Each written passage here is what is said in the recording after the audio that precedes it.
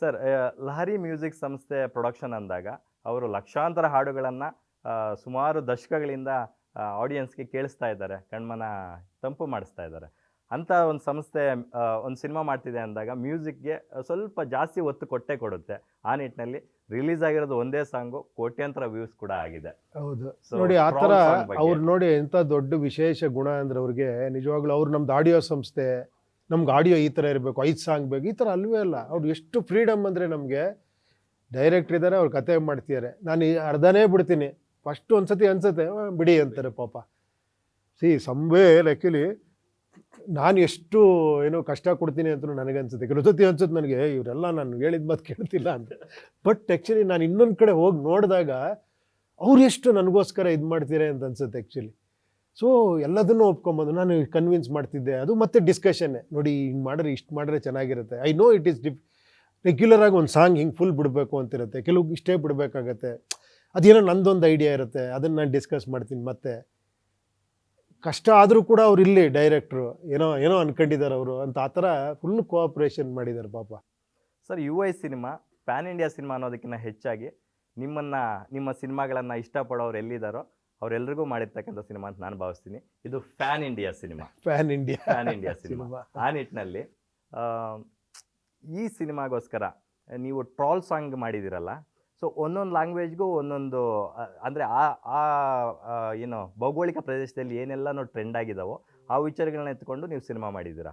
So ಬಹುಶಃ ನೀವು ಈ ಟ್ರೋಲ್ ಸಾಂಗ್ಗೆ ಹಾಕಿರ್ತಕ್ಕಂಥ ಎಫರ್ಟ್ ಆಗಿದ್ರೆ ಇನ್ನೂ 4-5 ಸಿನಿಮಾ ಆಗ್ತಿತ್ತು. ಇಲ್ಲ ನಿಜ ಹೇಳ್ಬೇಕಾದ್ರೆ ಈ ಎಫರ್ಟಲ್ಲಿ ಪಾಪ ಅಜನೀಶ್ ಅವರ ಜೊತೆಲಿ ಬಾಬಿ ಅಂತಿದ್ದಾರೆ, ಅವರು ಕೂತ್ಕೊಂಡು ಜೊತೆಯಲ್ಲಿ ಅವ್ರಿಗೊಂದು 4-5 ಲ್ಯಾಂಗ್ವೇಜಲ್ಲಿ ಎಕ್ಸ್ಪರ್ಟ್ ಅವರು ಆ್ಯಕ್ಚುಲಿ.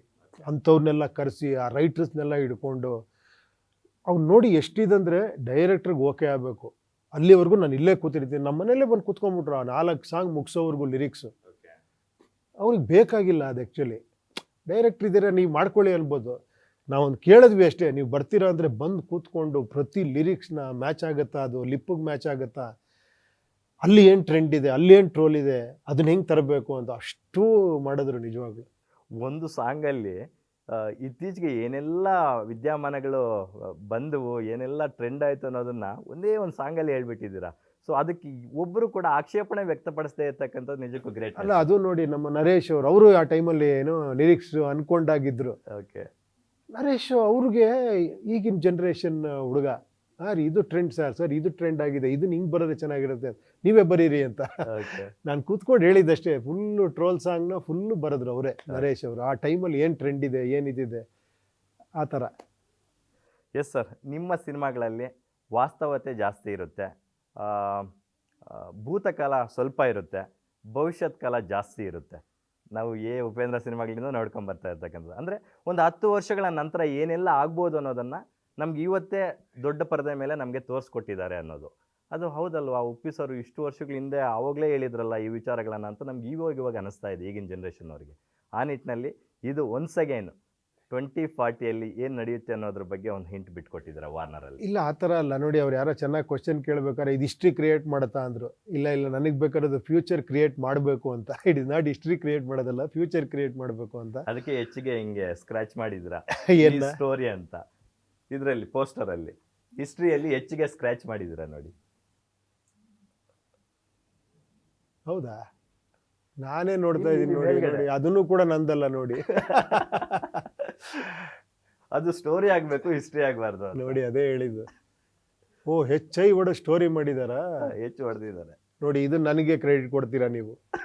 ಅದು ಆ್ಯಕ್ಚುಲಿ ಯಾರೋ ಅಲ್ಲ, ಶಿವನ ಆಜ್ಞೆ ಇಲ್ಲದೆ ಹುಲ್ಲುಗಡ್ಡಿ ಕೂಡ ಅಲ್ಲಾಡಲ್ಲ. ನಿಜವಾಗ್ಲೂ ಹೇಳ್ತಿದ್ದು ನನಗೆ ಸರ್ಪ್ರೈಸ್. ನನ್ನ ಜೊತೆಲೂ ಸರ್ಪ್ರೈಸ್ ಕೊಡ್ತಾರೆ ನೋಡಿ ನನಗೆ. But it is a pleasant surprise, beautiful. ಹೆಚ್ಚೈ ನೋಡಿದಾಗ ಸ್ಟೋರಿ ಇನ್ ದ ಮೇಕಿಂಗ್ ಅಂತ ಹಾಕಿದ್ದಾರೆ. ಯಾವ ಮಹಾನುಭಾವರು ಅವರು. ನಮ್ಮ ಮೋಸ್ಟ್ಲಿ ಇನ್ನೊಂದು ಅವ್ರಿಗೆ ಹೇಳ್ಬೇಕು, ಕಾನಿ ಸ್ಟುಡಿಯೋಸ್ ಅವರು, ನಮ್ಮ ಸಂತೋಷ್ ಪ್ರವೀಣ್ ಅಂತಿದ್ದಾರೆ, ಅವರು ಅಷ್ಟೇ. ಆ್ಯಕ್ಚುಲಿ ಇನ್ವಾಲ್ವ್ ಆ್ಯಕ್ಚುಲಿ ಯಾವ ಲೆವೆಲ್ಗೆ ಅಂದರೆ ಡೈರೆಕ್ಟರ್ಗಿಂತ ಜಾಸ್ತಿ ಇನ್ವಾಲ್ವ್ ಆಗ್ತಾರೆ. ಸರ್ ಇಲ್ಲ ಸರ್, ಡಿಸೈನ್ ಹಿಂಗೆ ಬರ್ಬೇಕು ಸರ್, ಅದು ಹಿಂಗಿದ್ರೇ ಸರ್ ಅಂತ ನೋಡಿ. ಆ ವರ್ಲ್ಡನ್ನ ಆ ಥರ ಕ್ರಿಯೇಟ್ ಮಾಡಿ ನಮ್ಮ ಶೂಟಿಂಗ್ ಬಂದು ನೋಡೋರು, ಈ ಥರ ಒಂದು ಇದಿದೆ ಅಟ್ಮಾಸ್ಫಿಯರ್ ಅಂತ ಅವ್ರು ಮಾಡಿ ನೋಡಿ, ಅದನ್ನು ಒಡೆದು ಅವರ ಒಂದು ಕ್ರಿಯೇಟಿವಿಟಿ ತೋರಿಸ್ಯಾರ ನೋಡಿ. ಗ್ಯಾರಂಟಿ ನ್ಯೂಸ್, ಸುದ್ದಿ ಖಚಿತ, ನ್ಯಾಯ ನಿಶ್ಚಿತ.